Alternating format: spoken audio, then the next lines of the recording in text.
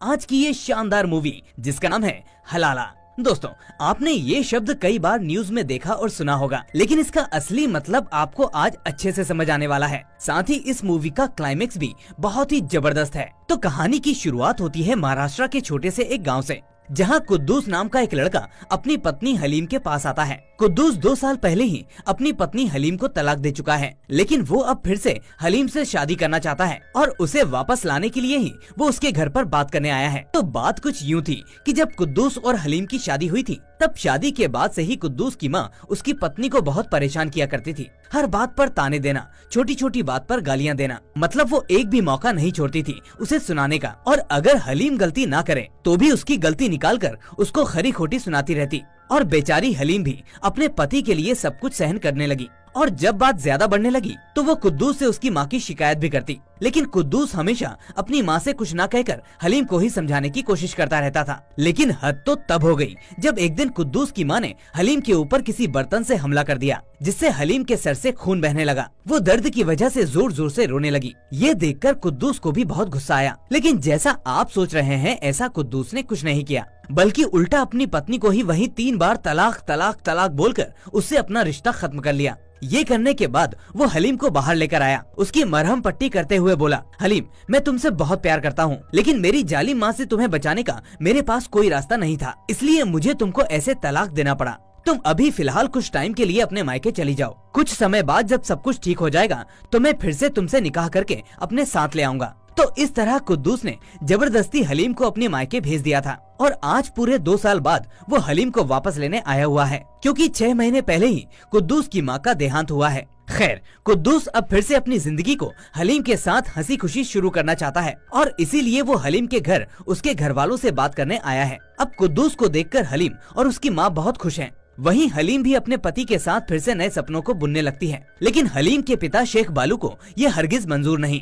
वो कहता है कि कोई भी मर्द जब अपनी पत्नी को एक बार तलाक दे देता है तो वो फिर से उससे ऐसे निकाह नहीं कर सकता। कुद्दूस कहता है कि मैंने तो सिर्फ बोलकर तलाक दिया है, कुछ भी कागजों में नहीं है, इससे क्या फर्क पड़ता है। बालू कहता है इस्लाम में भी अपने कुछ कायदे कानून हैं, अब जो हुआ सो हुआ, तुम कुछ वक्त रुको, मैं इसके बारे में पता करके बताऊंगा कि आखिर इसमें क्या हो सकता है। अब अगले दिन बालू ये सारी बातें अपने एक दोस्त को बताता है कि मेरे दामाद ने मेरी बेटी को तलाक दे दिया था, अब फिर से उससे शादी करना चाहता है, तो क्या ऐसा हो सकता है, और अगर हो सकता है तो कैसे। बालू का दोस्त सारी बातें सुनने के बाद उसे गांव के ही एक मौलाना के पास लेकर जाता है और सारी बात बताकर उसका समाधान पूछने लगता है। मौलाना कहता है कि कैसा जमाना आ गया है, आजकल के मर्द तो एक झटके में तलाक बोल देते हैं, लेकिन इस्लाम के हिसाब से ये पूरी तरह से गलत है। अगर कोई मर्द अपनी बीवी को तलाक देना चाहता है तो एक बार तलाक बोलकर उसे 1 महीने की मोहलत दी जाती है और साथ में कुछ पैसे भी दिए जाते हैं। और अगर इस 1 महीने में भी उनके बीच कोई समझौता नहीं होता तो बाद में वो मर्द अपनी बीबी को दूसरी बार तलाक बोल सकता है। लेकिन आजकल के लोग सेकंड्स के अंदर ही तलाक बोलकर रिश्ता खत्म कर देते हैं। मौलाना कहता है कि अगर आपका दामाद कुद्दूस आपकी बेटी को फिर से अपनाना चाहता है तो इस्लाम के हिसाब से पहले हलीम को एक और आदमी से शादी करनी पड़ेगी और हलीम को अपने नए पति के साथ वैसे ही जिंदगी गुजारनी होगी जैसे एक पति पत्नी रहते हैं। इसके बाद हलीम का दूसरा पति हलीम को इस्लाम के हिसाब से तलाक देगा और तब जाकर 3 महीने बाद हलीम का तलाक पूरा माना जाएगा। इसके बाद ही हलीम फिर से कुद्दूस से शादी कर पाएगी। इसी को इस्लाम में हलाला कहते हैं। और इस बीच हलीम प्रेग्नेंट हो गई, तो बच्चा पैदा होने के बाद अपने दूसरे पति को तलाक देकर ही वो अपने पहले पति के पास जा सकती है। सही मायने में हलाला के पीछे एक बड़ा रीजन है, क्योंकि इस्लाम में मर्द जब चाहे तब 3 बार तलाक बोलकर अपनी पत्नियों को छोड़ देते हैं और फिर वही मर्द अपनी उन्हीं पत्नियों के पास वापस आना चाहते हैं। और उन जैसे पतियों के लिए हलाला एक बहुत बड़ी सजा है। उधर पूरे गांव में ये बात आग की तरह फैल जाती है और सब आपस में यही चर्चा करते हैं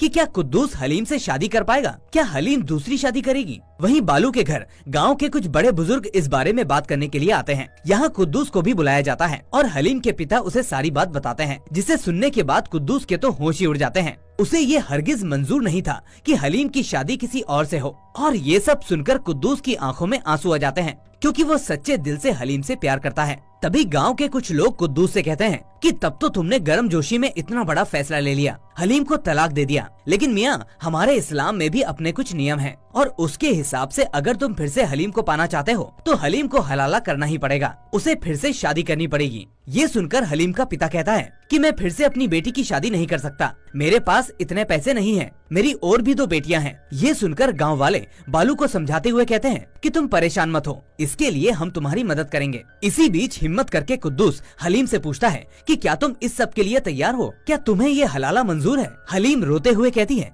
कि मुझे इस सब के बारे में कुछ नहीं पता, मैं तो अंत में सिर्फ एक ही चीज चाहती हूँ और वो है आपके साथ हंसी खुशी जिंदगी बिताना। ये सुनकर कुद्दूस भी अब इसके लिए राजी हो जाता है। लेकिन कहानी यहीं खत्म नहीं होती। अब सबसे बड़ा सवाल ये था कि हलीम से शादी कौन करेगा, वो भी सिर्फ 3 महीने के लिए। सभी लोग अब इसके बारे में सोचने लगते हैं। वहीं अगले दिन कुद्दूस अपने एक दोस्त से बात करते हुए कहता है कि पता नहीं ऐसा लड़का कहाँ मिलेगा जो सिर्फ 3 महीने के लिए ये शादी कर सके। साथ ही वो कहता है कि अगर 3 महीने बाद भी उसने हलीम को तलाक नहीं दिया और हलीम भी उसे चाहने लगी तो इसके बाद तो मेरी पूरी जिंदगी बर्बाद हो जाएगी। मेरी एक गलती की वजह से मुझे आज ये सब देखना पड़ रहा है। तभी कुद्दूस का दोस्त उससे कहता है कि यार ऐसा मत सोचो, ऐसा कुछ नहीं होगा, हलीम भाभी भी तुमसे उतना ही प्यार करती हैं जितना तुम उनसे करते हो। उधर सभी लोग फिर से बालू के घर जाकर लड़के के बारे में पूछने लगते हैं, लेकिन बालू कहता है कि अभी तक उसे ऐसा कोई भी लड़का नहीं मिला है। तभी वहाँ बैठा सरपंच कहता है कि क्यों ना हम हलीम की शादी अपने मौलाना से कर दें, मुझे यकीन है वो इस मुश्किल घड़ी में हमारी मदद जरूर करेंगे और इस पूरे गांव में उनसे ज्यादा सच्चा और ईमान वाला इंसान कोई और नहीं है। ये सुझाव सभी को सही लगता है और अगले ही पल सभी गांव वाले मौलाना के पास जाकर उन्हें हलीम से शादी करने को कहकर 3 महीने बाद तलाक देने के लिए भी कह देते हैं। वहीं मौलाना भी इसके लिए तैयार हो जाते हैं और अगले ही दिन से शादी की तैयारियां शुरू हो जाती हैं। कुद्दूस भी वहाँ शादी के काम में हाथ बटाने लगता है। उसके मन में बस यही है कि जल्दी से जल्दी ये शादी हो और 3 महीने पूरे हो जाएं, जिससे वो वापस हलीम को अपने पास ला सके। इसी बीच हलीम कुद्दूस से पूछती है कि मैं कैसे किसी गैर मर्द के साथ ऐसे रह सकती हूँ, कैसे सांस सो सकती हूँ। कुद्दूस भी उसका दर्द समझता है, लेकिन बेचारा कुद्दूस अब उसके पास भी कोई रास्ता नहीं है। वो हलीम को समझाता है कि हलीम, अगर तुम्हें मेरे साथ पूरी जिंदगी बितानी है तो तुम्हें ये सब करना होगा, बस 3 महीनों की बात है, उसके बाद हम फिर से एक हो जाएंगे, वो भी हमेशा के लिए। इसके बाद हलीम भी उसकी ये बात समझ जाती है और मौलाना से उसकी शादी मुकम्मल हो जाती है। अब जैसे हर पत्नी शादी के बाद अपने पति के घर जाती है, ऐसे ही हलीम भी मौलाना के साथ उसके घर आ जाती है। अब शादी की पहली रात मौलाना हलीम से कहता है कि अगर तुम्हें हलाला पूरा करना है तो हमें सुहागरात भी मनानी पड़ेगी, तब जाकर ही ये हलाला पूरा माना जाएगा। उधर कुद्दूस की हालत बहुत खराब होने लगती है, वो बेचैन होने लगता है। कुद्दूस को ये बात हजम ही नहीं हो रही कि उसकी पत्नी, उसकी हलीम जिसे वो इतना ज्यादा प्यार करता है, वो आज किसी और के साथ रात बिता रही है। वहीं अगली सुबह मौलाना के घर एक काम करने वाली औरत आती है और हलीम से कहती है कि बेटी तुम फिक्र मत करो, मौलाना बहुत अच्छे आदमी हैं, वो तुम्हें कभी भी परेशान नहीं करेंगे। और ऐसे ही करते करते पूरा 1 महीना बीत जाएगा। अब रूल के हिसाब से 1 महीना पूरा होने पर एक औरत हलीम की प्रेगनेंसी चेक करने आती है और बाहर आकर सभी गांव वालों को बताती है कि हलीम प्रेग्नेंट नहीं है। ये सुनने के बाद मौलाना सभी गांव वालों के सामने हलीम को एक बार तलाक बोल देता है, जिसे सुनने के बाद कुद्दूस और हलीम एक दूसरे को देखकर बहुत खुश होते हैं, क्योंकि उन्होंने हलाला का एक पड़ाव पूरा कर लिया है और अब सिर्फ 2 महीने बाकी हैं। वहीं आगे हम मौलाना को देखते हैं, जो पति होने के सभी फर्ज अच्छे से निभा रहा होता है। हलीम को भी किसी चीज की जरूरत होने पर वो उसे पूरा कर देता है। वहीं हलीम, जो अभी कुछ समय पहले तक इस घर को एक जेल समझ रही थी, अब वो उसे अपना सा लगने लगा है, वो उसे पसंद आने लगा है। मौलाना का अपने प्रति ऐसा व्यवहार भी उसे मौलाना के बारे में सोचने के लिए मजबूर कर रहा है। वहीं पूरे गांव में मौलाना की सभी काफी इज्जत करते हैं, वो बहुत ही शरीफ और नेक दिल इंसान है। दूर दूर से लोग उनके पास अपनी समस्याओं का समाधान पूछने आते हैं। ये सभी बातें ना चाहते हुए भी हलीम को मौलाना की ओर खींचने लगती हैं और वो मौलाना से अट्रैक्ट होने लगती हैं। वहीं मौलाना भी धीरे धीरे हलीम के व्यवहार की वजह से उसे चाहने लगता है, जिसके चलते अब तक जो साथ सिर्फ एक सौदा था, वो अब दिल के तार से जुड़ने लगा है और दोनों साथ में सुनहरे पल बिताने लगते हैं। और इसी तरह दूसरा महीना भी बीत जाता है। वो औरत फिर से वहाँ आकर हलीम की प्रेगनेंसी चेक करती है और सभी को बताती है कि हलीम अभी भी प्रेग्नेंट नहीं है। ये सुनने के बाद मौलाना एक बार फिर से सभी गांव वालों के सामने हलीम से दूसरी बार तलाक बोल देता है, जिसे सुनकर कुद्दूस बहुत खुश होता है, क्योंकि अब सिर्फ 1 ही महीना बचा है। लेकिन ये क्या, हलीम इस बार खुश नजर नहीं आ रही। उसके मन में एक अजीब सी बेचैनी है, लेकिन वो किसी से कुछ नहीं कहती और चुपचाप अपना मुरझाया हुआ चेहरा लेकर वापस घर के अंदर चली जाती है। कुद्दूस ये सब नोटिस कर लेता है, लेकिन वो इस पर ज्यादा ध्यान नहीं देता। वो अभी सिर्फ खुश है कि बस 1 महीना और उसके बाद मैं और हलीम एक साथ अपने घर में रहेंगे। और इसीलिए कुद्दूस अभी 1 महीने पहले से ही अपने घर में डेंटिंग पेंटिंग का काम करवाना शुरू कर देता है। तभी एक दिन हलीम के घर उसकी दोनों बहनें उसका हालचाल पूछने आती हैं। वहाँ हलीम उन दोनों से सिर्फ मौलाना की ही बातें करती रहती है कि वो कितने अच्छे हैं और कैसे हलीम का इतना ख्याल रखते हैं। उसकी हर छोटी बड़ी जरूरत को वो बहुत आसानी से पूरा कर देते हैं। ये सब सुनकर हलीम की बड़ी बहन समझ जाती है कि हलीम अब मौलाना को पसंद करने लगी है। धीरे धीरे ऐसे ही और दिन बीतने लगते हैं और इसी बीच मौलाना एक दिन हलीम के लिए बहुत ही सुंदर साड़ी लेकर आता है, जिसे देखकर हलीम भी बहुत खुश होती है। और मौलाना भी इस रिश्ते के बचे हुए कुछ समय में हलीम पर अपना प्यार लुटाने लगता है। अब आज एक आखिरी दिन बचा है। कल मौलाना आखिरी बार हलीम को तलाक बोलने वाला है। वो रात को हलीम से कहता है कि मैं कल पूरे गांव वालों के सामने तुम्हें तीसरा और आखिरी तलाक बोलने वाला हूँ, जिसके बाद हम फिर से कभी नहीं मिलेंगे। ये कहते हुए मौलाना काफी दुखी होता है। तभी हलीम मौलाना से रोते हुए कहती है कि प्लीज ऐसा मत करिए, मैं अब सिर्फ आपके साथ रहना चाहती हूँ। मैं आपसे बहुत प्यार करती हूँ और अब आपको नहीं छोड़ सकती। मौलाना कहता है कि मैं भी तुम्हें बहुत पसंद करता हूँ, लेकिन मैंने पूरे गाँव वालों को, तुम्हारे पिताजी को, कुद्दूस को जुबान दी है और चाहे कुछ हो जाए मैं अपनी जुबान से मुकर नहीं सकता। और अब आखिरी दिन आ जाता है जहां वो औरत एक बार फिर से हलीम की प्रेगनेंसी चेक करती है और पता चलता है कि इस बार भी हलीम प्रेग्नेंट नहीं है। ये सुनकर कुद्दूस बहुत खुश होता है और अब जैसे ही मौलाना दुखी मन से हलीम को तीसरी और आखिरी बार तलाक बोलने जाता है कि तभी हलीम मौलाना को ऐसा करने से रोक लेती है और चिल्लाते हुए कहती है कि मुझे ये तलाक मंजूर नहीं। हलीम के मुंह से ये सुनकर कुद्दूस और सभी गांव वाले एकदम से शॉक में आ जाते हैं कि हलीम ऐसा कैसे बोल सकती है। तब हलीम अपना दर्द सबके सामने बयां करती है और कहती है कि क्या आप सभी को नहीं लगता कि मेरे साथ अन्याय हो रहा है? क्या जब मेरी पहली शादी हुई तब किसी ने मुझसे पूछा कि मुझे वो शादी करनी है या नहीं? मैंने वो शादी कर ली, कुद्दूस को दिल से पति माना, लेकिन फिर कुद्दूस ने अपनी माँ से डरकर मुझे ऐसी हालत में अकेला छोड़ दिया और मेरी बिना मंजूरी लिए मुझे तलाक दे दिया, जो मुझे मंजूर नहीं था। और मेरी फिर से शादी की गई और सिर्फ आप लोगों की वजह से मैंने ये शादी की और फिर से बिना मुझसे पूछे एक बार फिर से मुझे इस शादी से बेदखल किया जा रहा है। ये किस तरह का इंसाफ है? जब पहली बार कुद्दूस मुझे लेने आया था,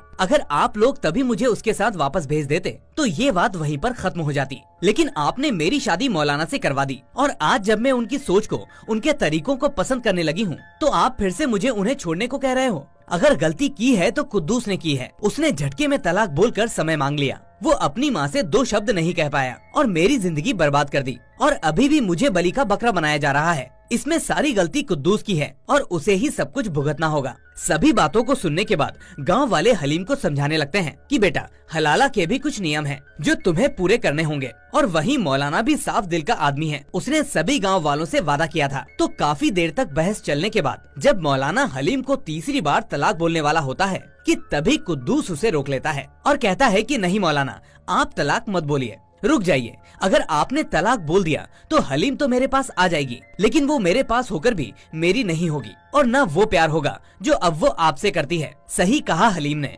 मैंने बहुत बड़ी गलती की है और जब गलती मेरी है तो उसका भुगतान भी मुझे ही करना होगा। हलीम अब आपको चाहने लगी है और मैं वहीं खुश हूँ जहाँ मेरी हलीम खुश है। मैं अपनी की हुई गलती को तो सुधार नहीं सकता, लेकिन फिर से कोई और गलती नहीं दोहराना चाहता। मैं चाहता हूँ कि आप दोनों हमेशा आपस में खुश रहो और यही दुआ मैं ऊपर वाले से भी करूँगा। इतना कहकर वो वहाँ से चुपचाप चला जाता है और इसी के साथ इस कहानी का होता है दी एंड। तो दोस्तों, अगर कुद्दूस पहले ही अपनी माँ को समझाने की कोशिश करता या हलीम को उससे दूर रखता या बिना तलाक दिए ही उसे घर छोड़ाता तो ऐसा कुछ नहीं होता। लेकिन जल्दबाजी और गुस्से में लिया गया कोई भी फैसला हमेशा चुभन ही देता है और ऐसा ही कुछ हुआ कुद्दूस के साथ। बाद में जब मौलाना ने हलीम को वो पारिवारिक सुख दिया और उसकी हर बात का ख्याल रखा तो हलीम भी मौलाना को चाहने लगी और यही एक ह्यूमन नेचर भी है। गलती इसमें कुद्दूस की थी तो सजा भी उसे ही भुगतनी पड़ी। खैर, अब कुद्दूस कहाँ है ये तो मुझे नहीं पता, लेकिन आपकी इस पर क्या राय है हमें कमेंट में जरूर बताइएगा। साथ ही मूवी पसंद आई हो तो लाइक और दोस्तों के साथ शेयर करना ना भूलें और अगर आपको हमारा ये काम पसंद आता है तो चैनल को सब्सक्राइब भी जरूर कर लें। हम फिर मिलेंगे एक और ऐसी ही शानदार कहानी के साथ। Till then take care and thanks for watching.